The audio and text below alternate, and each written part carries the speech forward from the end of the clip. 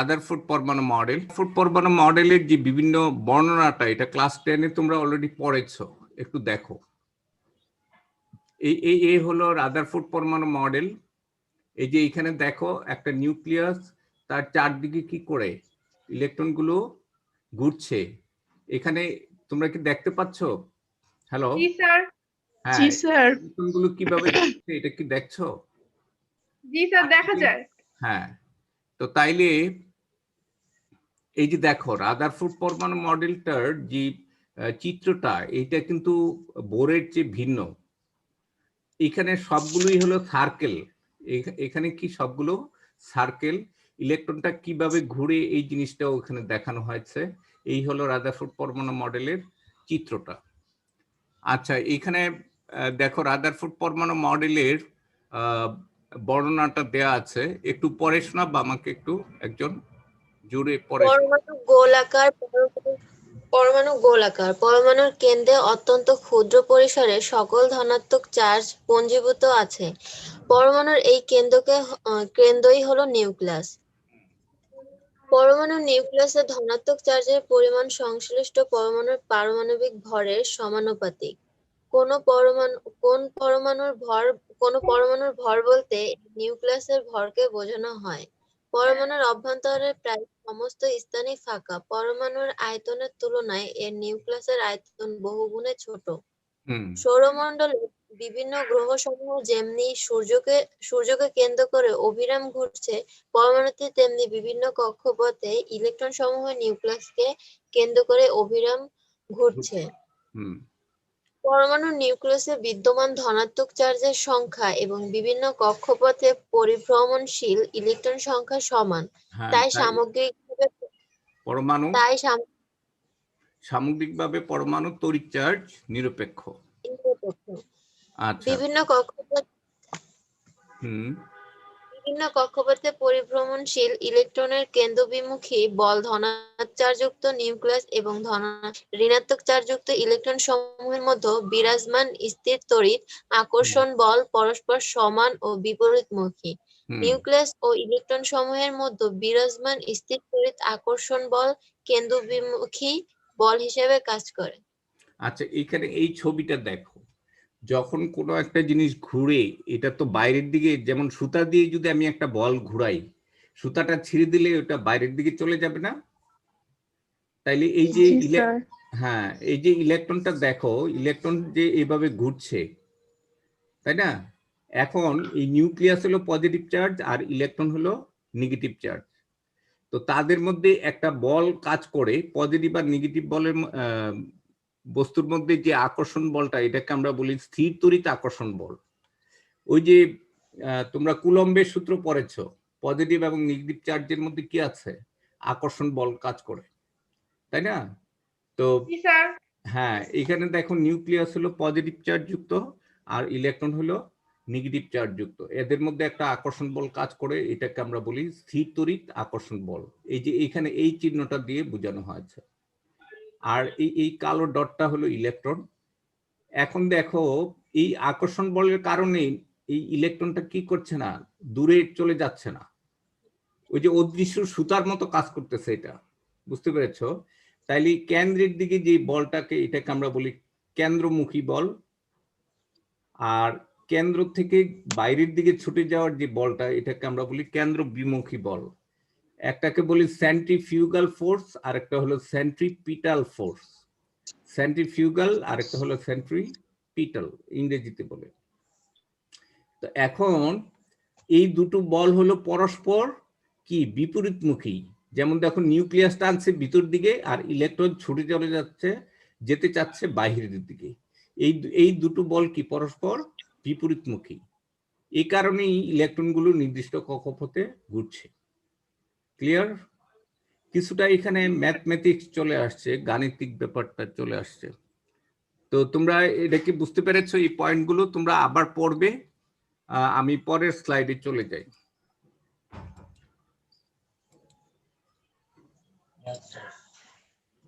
Hello, এবার আমরা পড়ব সীমাবদ্ধতা, রাদারফোর্ড পরমাণু মডেলের সীমাবদ্ধতা।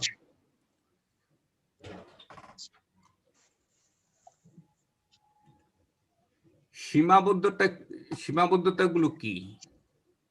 সেটা হলো যে এইখানে রাদারফোর্ড পরমাণু মডেলে একটা পরমাণুকে সৌর মডেলের সাথে তুলনা করা হয়েছে, সোলার সিস্টেম মানে গ্রহ আর সূর্য, তাই না?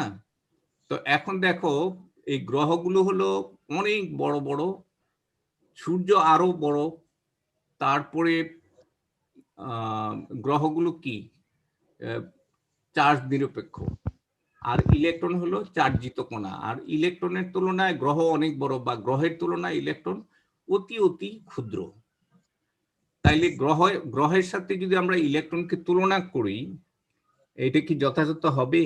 গ্রহগুলো চার্জ নিরপেক্ষ, অনেক বড়, আর ইলেকট্রন হলো চার্জিত কণা এবং অনেক ছোট।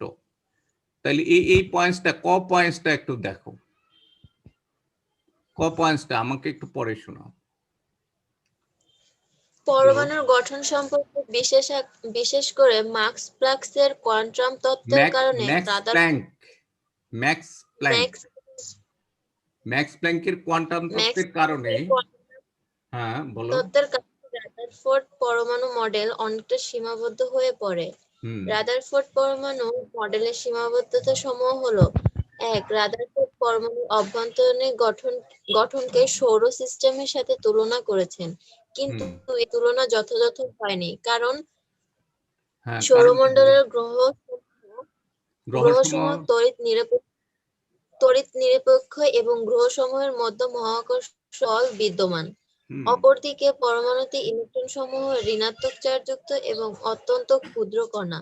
ইলেকট্রন সমূহ পরস্পরকে আকর্ষণের পরিবর্তে বিকর্ষণ করে। বিরাটকার চার্জ নিরপেক্ষ গ্রহের সাথে অত্যন্ত ক্ষুদ্র চার্জিত ইলেকট্রনের তুলনা করা যথাযথ নয়। সৌরমণ্ডলীয় গ্রহগুলো মধ্য মহাকর্ষ বল বিদ্যমান। অপরদিকে পরমাণুতে নিউক্লিয়াস এবং ইলেকট্রন সমূহের মধ্যে স্থির তড়িৎ আকর্ষণ বল বিরাজমান। আচ্ছা, এই স্থির তড়িৎ আকর্ষণ বল, এই দুই বলের প্রকৃতি, শোনো, স্থির তড়িৎ আকর্ষণ বল এবং আচ্ছা এটা মিনিমাইজ করে রাখি। স্থির তড়িৎ আকর্ষণ বল এবং মহাকর্ষ বল, এই দুটো কি এক না? মহাকর্ষ বল হলো দুটো বস্তুর মধ্যে আকর্ষণ বল, যেমন পৃথিবী, সূর্য, মধ্যাকর্ষণ বল ও মহাকর্ষ বল। তো আর স্থির তড়িৎ আকর্ষণ বল হলো পজিটিভ আর নেগেটিভ চার্জের মধ্যে আকর্ষণ বল। এই দুইটা বলের প্রকৃতি কি ভিন্ন বলে এদের তুলনা যথাযথ নয়। হ্যাঁ, তারপরে বিজ্ঞানী ম্যাক্সওয়েল, তোমরা নামটা মনে রাখবে, ম্যাক্সওয়েল কি বলেছে আমি বলি, কোন চার্জিত বস্তু যদি কোন একটা বস্তুকে কেন্দ্র করে ঘুরতে থাকে, তখন এটা শক্তি হারাতে থাকে। হ্যাঁ, চার্জিত বস্তু যদি, যেমন ইলেকট্রনের মতো একটা কণা যদি ঘুরে, ইলেকট্রন তো নেগেটিভ চার্জ যুক্ত, তাহলে কি হবে? এটা ক্রমাগত শক্তি হারাবে। কেন হারাবে বলো দেখি? আচ্ছা, আমরা যদি একটা আগুন জ্বালায় আমরা যদি ঘুরাই, তাহলে আস্তে আস্তে এটার মানে শক্তি হারাইতে হারাইতে আগুনটা এক পর্যায়ে নিভে যাবে না? ঠিক চার্জিত বস্তু হলো ঠিক এরকম একটা জিনিস, যে চার্জ থাকার কারণে আশেপাশের পরিবেশ দ্বারা কি হয়, এটা আক্রান্ত হয়। এই কারণে ইলেকট্রন যদি ঘুরে, তাইলে কি হবে? এটা ক্রমাগত শক্তি হারাতে থাকবে। আচ্ছা, তোমরা এই ছবিটা দেখো, এখানে এই ছবিটায় এটা দেখানো হয়েছে। এই ছবিটায় দেখো, এটা দেখি তরঙ্গ বোঝানো হইতেছে না, ইলেকট্রনটা যে ঘুরতে ঘুরতে নিউক্লিয়াসে পড়ে যাচ্ছে, এই জিনিসটা এখানে দেখানো হয়েছে। হ্যাঁ, ইলেকট্রনটা ঘুরতে ঘুরতে কি হচ্ছে, নিউক্লিয়াসে পড়ে যাবে। এই যে দেখো, এই যে ঘুরতে ঘুরতে কি হচ্ছে, নিউক্লিয়াসে পড়ে যাবে। তো এরকম বৃত্তাকার পথে যদি ইলেকট্রনটা ঘুরতে থাকে আর এটা শক্তি হারাতে থাকে, তাহলে এটা কি হবে? আস্তে আস্তে নিউক্লিয়াস তো আর শক্তি হারায় না, নিউক্লিয়াসের টানে এটা কি হবে? কেন্দ্রের দিকে চলে আসবে এবং এক পর্যায়ে নিউক্লিয়াসের মধ্যে পতিত হবে। তখন আর রাদারফোর্ড পরমাণু মডেলটা থাকবে না। এই যে দেখো, এই ছবিটা কি দেখতে পাচ্ছ তোমরা? এটা অবশ্যই একটু পরে পরে এনিমেট হয়। এই যে এটা। তো তড়িৎচুম্বকীয় বিকিরণ মানে কি? তাড়িৎচুম্বকীয় তরঙ্গ হলো যে কোনো চার্জিত বস্তু তার দুটো ফিল্ড থাকে, যার একটা হলো তড়িৎ ক্ষেত্র আর একটা হলো চৌম্বক ক্ষেত্র। তো এই তড়িৎ ক্ষেত্র আর চৌম্বক ক্ষেত্রের কারণে এটা থেকে এক ধরনের মানে শক্তি যখন কোনো চার্জিত বস্তু যখন আলোর বর্গগতিতে চলে তখন কি হয়, এটা তরঙ্গ হয়ে যায়। ওই দিন আমি বলছিলাম। তো এই শক্তির কারণে কি হয়, একরকম বিকিরণ বেরোয়, ওইটাকে আমরা বলি তাড়িৎ চুম্বকীয় তরঙ্গ। তাইলে ইলেকট্রন কি তাড়িৎ চুম্বকীয় তরঙ্গ সৃষ্টি করে চলে। ক্লিয়ার? তো তাইলে এই কারণে এটা শক্তি হারাতে থাকে ক্রমাগত এবং সর্পিল আকারে, মানে সাপ গোল যেমন পেঁচাই থাকে ওইরকম পেঁচিয়ে পেঁচিয়ে আস্তে আস্তে নিউক্লিয়াসের কাছে চলে আসে এবং এক পর্যায়ে নিউক্লিয়াসে পতিত হয়। এইটা 2 নম্বর পয়েন্টে গেল। আমরা পরের স্লাইডটা দেখি। এই যে দেখো এখানে তরঙ্গ দৈর্ঘ্য বলা হয়েছে। এই যে দেখো এইটা এই বিন্দু থেকে এই বিন্দু পর্যন্ত একটা পূর্ণ তরঙ্গ। এই পূর্ণ তরঙ্গের যে দৈর্ঘ্যটা এটাকে আমরা বলি ল্যামডা। এটাকে আমরা কি বলি? ল্যামডা। হ্যাঁ। আর 1 সেকেন্ডে যে কয়টা পূর্ণ তরঙ্গ তৈরি হয় এটাকে আমরা বলি কম্পাঙ্ক। হ্যাঁ, 1 সেকেন্ডে যে কয়টা তরঙ্গ তৈরি হয় এইটাকে আমরা বলি কম্পাঙ্ক। বুঝতে পেরেছ? ইংরেজিতে বলা হয় ফ্রিকোয়েন্সি। এই যেমন এইখানে হাই ফ্রিকোয়েন্সি বলছে যে 1 সেকেন্ডে বেশি তরঙ্গ তৈরি হয়, এখানে কম তরঙ্গ তৈরি হয়। তাহলে এটা হলো লো ফ্রিকোয়েন্সি আর এটা হলো হাই ফ্রিকোয়েন্সি। আর দুটো তরঙ্গের মধ্যে মনে করো এই বিন্দু আর এই বিন্দুর মধ্যে দূরত্বটা, এটাকে আমরা বলি তরঙ্গ দৈর্ঘ্য। তো ক্লিয়ার? এখন দেখো রাদারফোর্ড পরমাণু মডেলে পারমাণবিক বর্ণালী অর্থাৎ পরমাণু থেকে একরকম বর্ণালী বেরিয়ে আসে, রেডিয়েশন। এইটা কিভাবে বের হয় এই জিনিসটা সম্পর্কে কিছুই বলা হয়নি। তারপরে আরেকটা কি, পরমাণুর আকার এবং আকৃতি সম্পর্কে কিছু বলা হয় নাই। যেমন দেখো নিউক্লিয়াস থেকে ইলেকট্রন যত দূরে যাবে কক্ষপথের আকারও বড় হবে। এটা আমরা পরে বোরের পরমাণু মডেলে পাবো, কিন্তু এখানে এই সম্পর্কে কিছুই বলা হয়নি। একটা হলো আকার আর একটা হলো আকৃতি। তো আকৃতিটা কি? আকৃতি এটা কি গোলাকার না এটা তলের মতো? এই জিনিসটাকে আমরা বলি আকৃতি। তাহলে রাদারফোর্ড পরমাণু মডেলে পরমাণুর আকার ও আকৃতি সম্পর্কে কিছুই বলা হয়নি। আরেকটা হলো এমন কিছু কিছু পরমাণু আছে যার মধ্যে অনেকগুলো ইলেকট্রন আছে। হ্যাঁ, হাইড্রোজেন ছাড়া বাকিগুলোতে তো ইলেকট্রনের সংখ্যা অনেক বেশি। তাইলে অনেকগুলো ইলেকট্রন থাকলে ওই ইলেকট্রনগুলো কিভাবে ঘুরবে এই সম্পর্কে বলা হয় না। বুঝতে পেরেছ? সে তো শুধু মাত্র ধরে নিচ্ছে যে একটা ইলেকট্রন ঘুরে, কিন্তু অনেকগুলো ইলেকট্রন বিশিষ্ট পরমাণুতে এক একটা ইলেকট্রনের ঘূর্ণন থেকে অন্যটার ঘূর্ণন ভিন্ন হয়। বুঝতে পেরেছ? এটা আমরা পরে দেখব। আচ্ছা, ম্যাক্স প্ল্যাঙ্কের কোয়ান্টাম তত্ত্ব। কোয়ান্টাম কি এই জিনিসটা আমাদের একটু জানতে হবে। কোয়ান্টাম হলো শক্তির একক। কোয়ান্টাম কি? শক্তির একক। যেমন সবকিছুরই একটা একক আছে, যেমন ভরের একক আমরা গ্রাম ধরে থাকি বা কেজি ধরি, ঠিক এরকম শক্তিরও একটা একক আছে যেটাকে আমরা বলি কোয়ান্টাম। কি বুঝতে পেরেছ? এইটার বহু বচন হলো কোয়ান্টা। তাইলে এই যে একটা শক্তি বিচ্ছিন্ন কতগুলো কোয়ান্টামের সরল গুণিতক।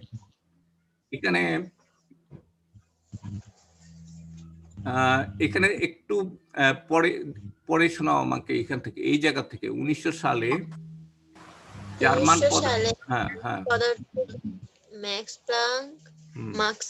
ম্যাক্স প্লাঙ্ক কোন উত্তপ্ত কালো বস্তু হতে বিকিরিত তাপশক্তি পরিমাপ করতে গিয়ে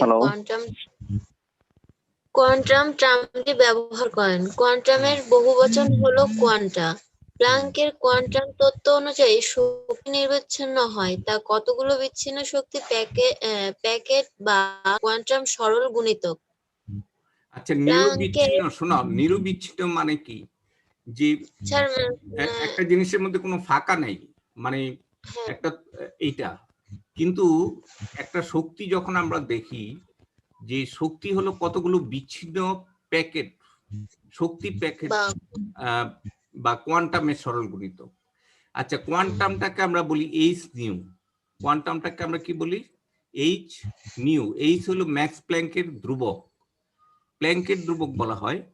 তো এখানে একটু দেখো, এইটা সাধারণত কোনো একটা বস্তু, লাল লোহিত তপ্ত একটা বস্তুকে রেখে দিলে ওখান থেকে তাপ বেরিয়ে না?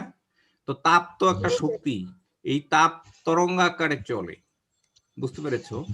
তো এই তাপের যে বিকিরণ, ওইটা ওইটা সে বলছে যে শক্তির সরল গুণিত, কোয়ান্টামের সরল গুণিত।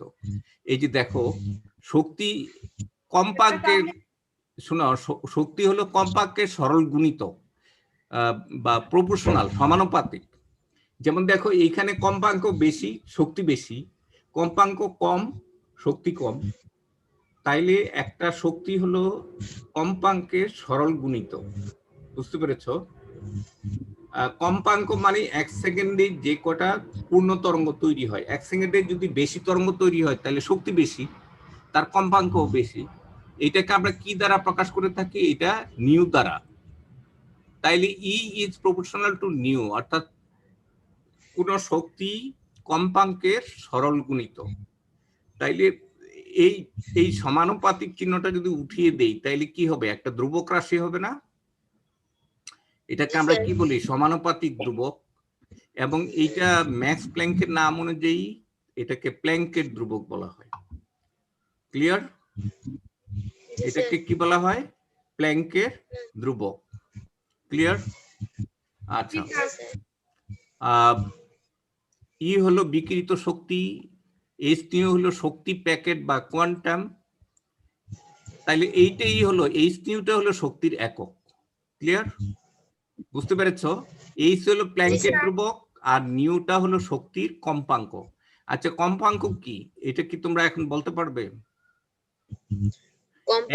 এক সেকেন্ডে, আমি আবার বলি, যতগুলা পূর্ণ তরঙ্গ তৈরি হয়, এক সেকেন্ডে যতগুলো পূর্ণ তরঙ্গ তৈরি হয়, সেটা হলো তার শক্তির কম্পাঙ্ক। আচ্ছা, এখানে মোট কয়টা পূর্ণ তরঙ্গ তৈরি হয়? আমি এইখানে এই পয়েন্টটা ধরলাম, এখান থেকে এইখানে গেলে একটা, এখান থেকে এখানে গেলে একটা, এখান এই পর্যন্ত একটা। তাইলে আমরা 1 2 3 4 5 6 7টা তরঙ্গ এখানে এক সেকেন্ডে ধরে নিলাম আমি, 7টা তরঙ্গ তৈরি হয়, তাই না? আর এইখানে কয়টা তরঙ্গ তৈরি হয়? একটা, দুইটা। তাহলে দেখো এখানে শক্তি বেশি না?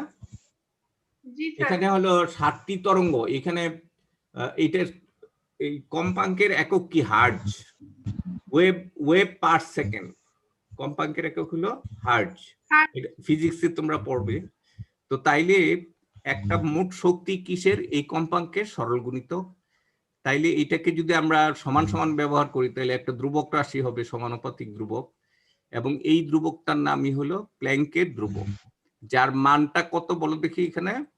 এই যে এইটা হলো তার মান, 6.26 × 10⁻⁻⁴ জুল সেকেন্ড। এটা কি?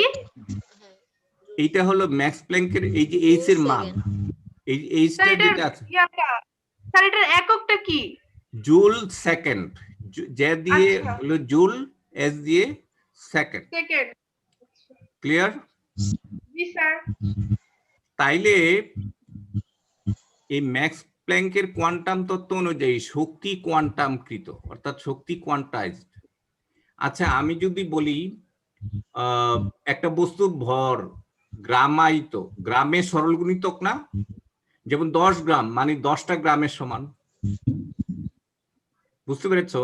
তাহলে শক্তিও হলো এই কোয়ান্টামের সরল গুণিতক, অর্থাৎ শক্তি হলো কোয়ান্টামকৃত বা কোয়ান্টাইজড।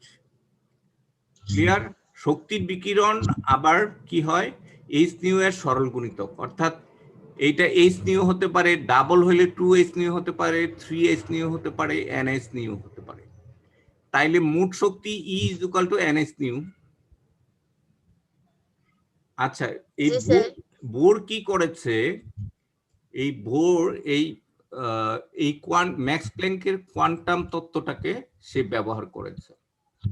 ম্যাক্স প্ল্যাঙ্কের কোয়ান্টাম তত্ত্বটাকে সে ব্যবহার করে সে রাদারফোর্ড পরমাণু মডেলটাকে কি করেছে, সংশোধন করেছে। তোমরা কি এই অংশটা এখন পরে বুঝতে পারবে এই ছবিগুলো? থ্যাংক ইউ, তোমাদের ক্লাসে রেগুলার অ্যাটেন্ড করবে।